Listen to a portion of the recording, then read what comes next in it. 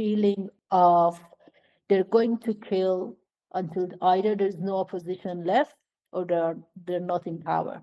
That's the feeling underground that I've heard from people underground today. And although the protest has slowed down since last night, like the number of people who are going to the streets came down, we already hearing they're starting to put people on the execution roll, and they've been kidnapping bodies of the people on the streets, and they've been kidnapping injured from the hospital. So like I heard from a doctor that was in touch with that as soon as they came out of the surgery, they come and collect them. So and the idea was from the day one, shoot to kill. So in this moment, I think I had a conversation today with people saying, you have nothing to lose. They're coming after us no matter what. So I would say it's a turning point. Where does it go? We don't know, because Iran has been, the people inside the country are really diverse with different needs and asks. There is one slogan that all of them are shouting, and that's and the change in the government and change in the regime. But other than that, at this moment, it's really complicated as well, because the voice of other people have been shut down. The labor movement that is on the streets, the feminist movement that is on the streets, all of it has been hijacked by one far-right movement that has the media and the money behind them, and most probably foreign governments behind them. So that led to this moment that they are saying, and it's really interesting because just now someone sent me a message from Iran saying they're still wanting those democratic change, and they won't let anyone hijack that, even if it means the far right would take over in a short term. They would continue fighting. I would say it's not even just that. The whole country, like, they're not going to bring it back online, right? So the infrastructure, your habitat as a person in that country is affected by this. The economy is affected by this. Also, the basic human rights are affected because you never can voice anything. But it's and it's been to the level that we've never seen before. So for days, people couldn't call each other. Their mobile phones were down, their landline wouldn't work, so they couldn't call each other in the country. Text messages don't work. Still, they don't work. Today, they allowed people to be able to call from a landline to the outside world. So, like, my mom called me today for the first time, but that's one way.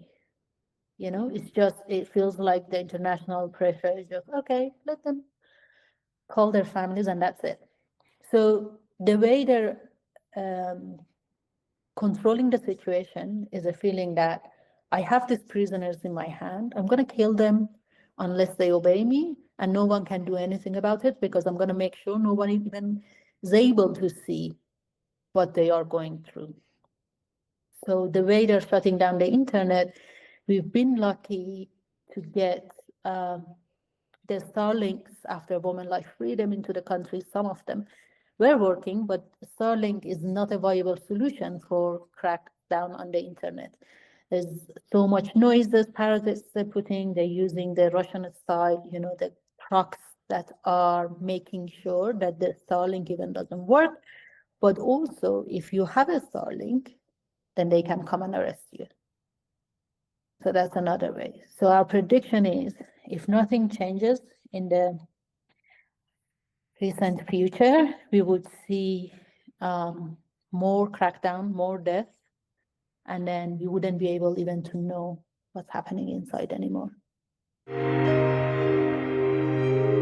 So there's no independent media, or no journalist can actually report on the situation other than their own propaganda main state TV. All the news that are coming out of the country is either via those videos that people are sending via Starlink and we've been receiving, or we had people who left the country and then managed to send us information from outside. So the journalism in its previous sense, it doesn't even allow to exist at this moment. I think there are some, it's a weird thing to see that, for example, we heard from the British government, the EU putting sanctions, or, Australia kicking out the Iranian ambassador, or that kind of things. But at this moment, that's not enough. That should have been done 2 years ago when women's life freedom was cracked down in that way. Now we are in the even like further down the road, and the genocide that is happening inside is to the next level, and it needs to be stopped. I would never imagine as a feminist would say there should be international intervention in anything, but I think we have to find a way to stop the killing and making sure that the killing stops. And that how we do that, I have no reasonable answer, but I think there should be an international mechanism that allows the intervention of, we had this before with UN, and in some other cases, they had the mandate to go in and help people. Right now, it's really weird to see that, for example, UN mechanisms are not doing anything to stop this.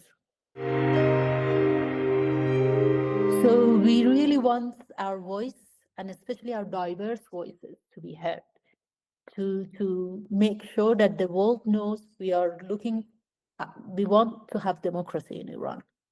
We don't want dictatorship in any form and shape.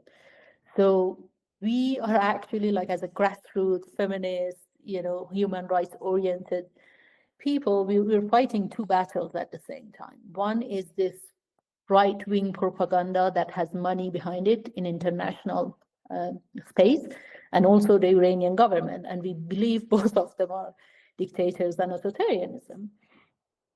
So help us to break this fight and be on our side instead of echoing one or the other, and support the democracy in Iran, support the rights of Iranian people to determine their own future and have open and democratic elections in the transitional period.